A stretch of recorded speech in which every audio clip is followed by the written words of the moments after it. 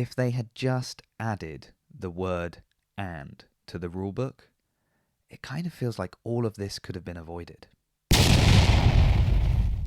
Welcome back to the channel. Once again, we're going to be talking about Viktor Langsved and the CrossFit Nordic team, as two very interesting podcasts have come out. We had Viktor and the Nordic team on the Sevan podcast, and then we also had Adrian Bozman, as well as Kurtis, the athlete relationship manager for CrossFit, giving CrossFit's take on the situation on the CrossFit Games podcast with Chase Ingram. First off, if you've got 2 hours free, I recommend going and listening to both of those podcasts, as that will really give you a nice overview of the situation. If you don't have that time, stick around. I'm going to try and condense what I can into like 10 minutes or so. Some of the key points that I took away from the podcasts. And at this point, I just also want to add, if you think that Sevan is out there trying to burn down CrossFit HQ, go and give his podcast a listen, because he really defends Bozman and Kurtis a couple of times.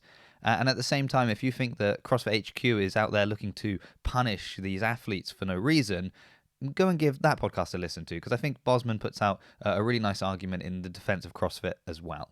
Now, obviously, I can't condense everything that was said in these two podcasts into just 10 minutes and kind of include all the details, but I'm just going to share some of the points that really jumped out to me on both sides of the argument. First of all, I think that Boz gave a really nice big picture view to, first of all, why these investigations start, and then really the fact that it's the worst case scenario also for CrossFit to have to disqualify someone.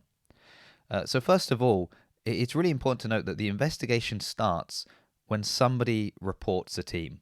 And that is interesting, because that means there's another player involved. We don't know who, it's anonymous, but somebody has felt the need to call out CrossFit Nordic. So CrossFit has no option. They have to investigate, don't they?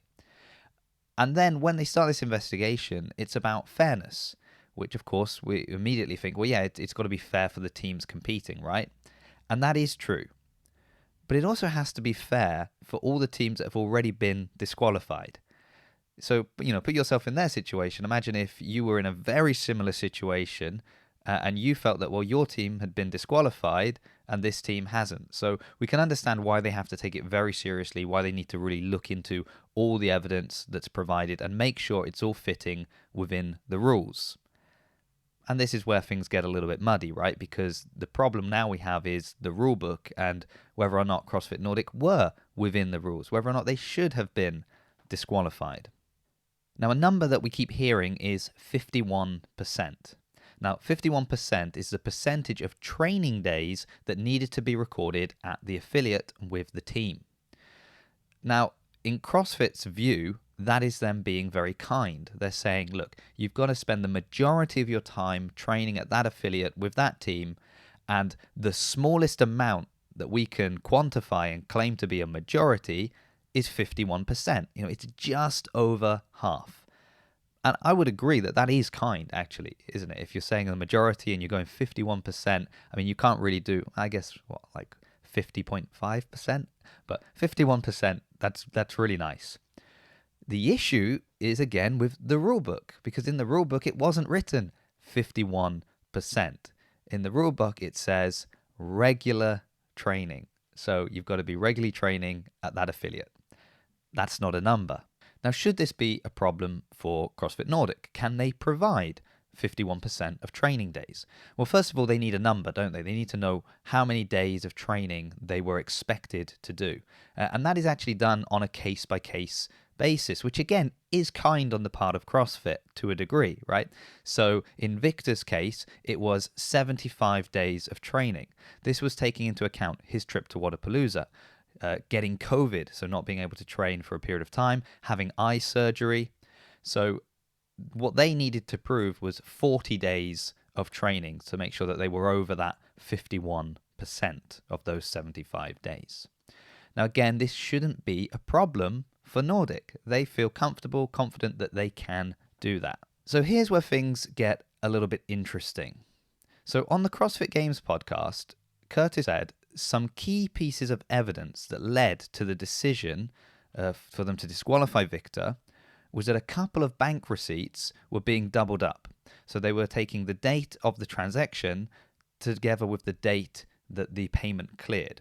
So if they made the transaction and then 2 days later it cleared, and they were presenting those two transactions as two separate ones instead of one. This is what I understood from the podcast anyway. Another issue was a similar thing with photos, that occasionally one photo was being used to highlight 2 different days. So they doubled up some pictures.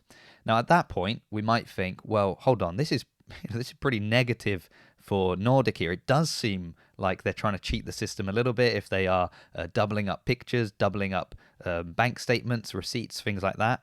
But you also have to consider that Nordic didn't think they needed to provide those pictures or those bank transactions in the first place. And actually, they had to gather together all of these things after the fact, after the accusation had been leveled against them. Now, why didn't they think they needed the pictures? It seems pretty obvious if they've got to get them and send them now that they should have had them ready to go, right? Well, once again, we go back to the rulebook, and more importantly, the absence of this word "and." So according to the rulebook, in point 1.14, it says documentation demonstrating that they are active members of the affiliate. And then in brackets, we have signed waivers, comma, client management software, comma, whiteboard pictures, comma, social media posts. And then they also have to prove that they are regularly training. And again, in brackets, we have some examples. Social media posts, comma, whiteboard pictures, comma, workout tracking software, comma, etc. Now, you may have noticed I was stressing the comma there. And that's because from Nordic's point of view, when they read that, they said, okay, we need to prove that they're an active member. Right, so here's some suggestions of things we can use. A signed waiver, client management software. Great, we've got that. Similar with the regularly training. Workout tracking software. Brilliant, we've got that. So they've got a system in place at the box that tracks you when members enter. It registers them there. They can print off a PDF. Brilliant. Here's all the times that Viktor logged in. And for them, that's fitting to what the rules suggest they need to provide to show that he was there for those training days. But that's not the way CrossFit sees it. See, for CrossFit, these things need to work together. And this is where the "and" should be there. So for example, the client management software, great, and some whiteboard pictures. Because their reasoning is somebody could sign you in. And they're right. Yeah, absolutely. You could have a friend who lives 5 minutes from the gym, just walk in, swipe your card, you've been signed in. And on the PDF, you're there. But if there's also a picture of you in front of the whiteboard, well, now those two pieces of evidence complement each other. And this is what Nordic have been having to do after the fact, right? They've got all these dates that have showed Viktor at the gym, and now they're going back, having to try and find pictures or receipts for a cup of coffee or something he would have had while he was there, so that they can show, yep, look, he really was at the gym, he really was training with us.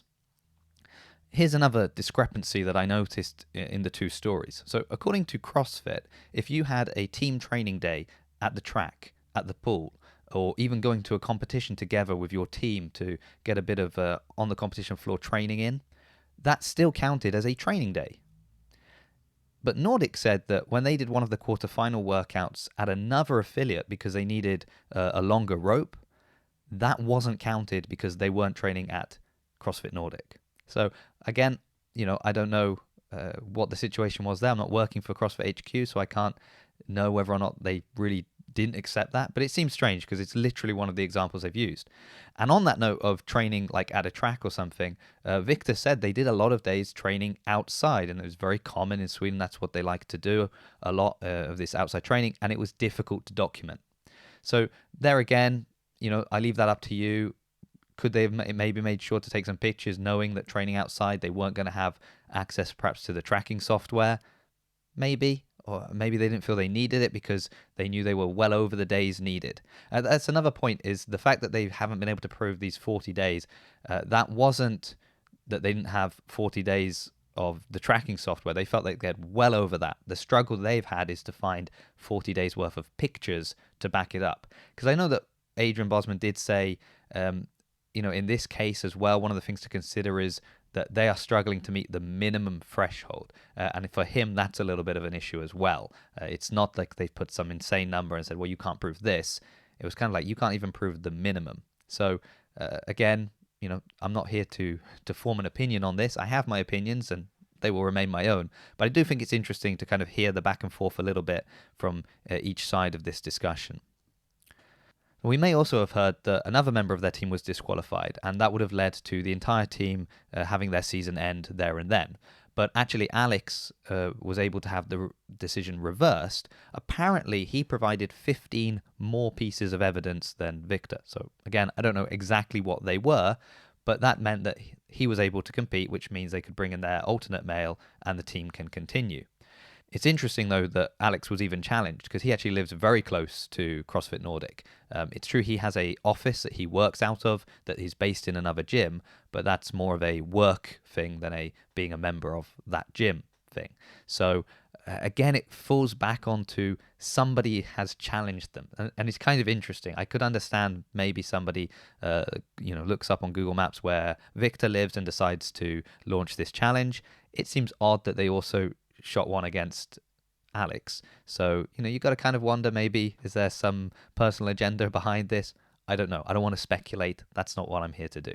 But it does feel, doesn't it, that like Nordic have really done everything they possibly could to prove that Viktor is eligible. And it feels like it's just down to the way someone interprets the rulebook.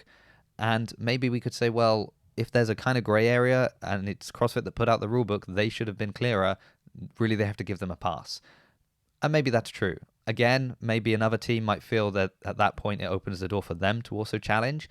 And maybe that's not a bad thing, although obviously if they were disqualified before quarterfinals, it's definitely too late for them to try and pick up their season now. So if one positive can come out of this, it's that I hope this safeguards future teams, that they will make sure to have more than enough evidence so that they won't find themselves in a similar situation to Viktor and CrossFit Nordic. I also hope that the rulebook will be clearer, and even keeping in mind that for many athletes, English is not their first language. So these rules need to be crystal clear so we don't have these kind of confusions in the future. Of course, CrossFit Nordic will be continuing, unfortunately, without Viktor, and we'll be seeing them compete at Strength in Depth in just a couple of days from this coming out. And I'll be putting up a video, actually, about the events that will be coming up at Strength in Depth, when you can see them, what they will be, so make sure to come back for that. So once again, thank you for watching, like, subscribe and share, and I'll see you in another video.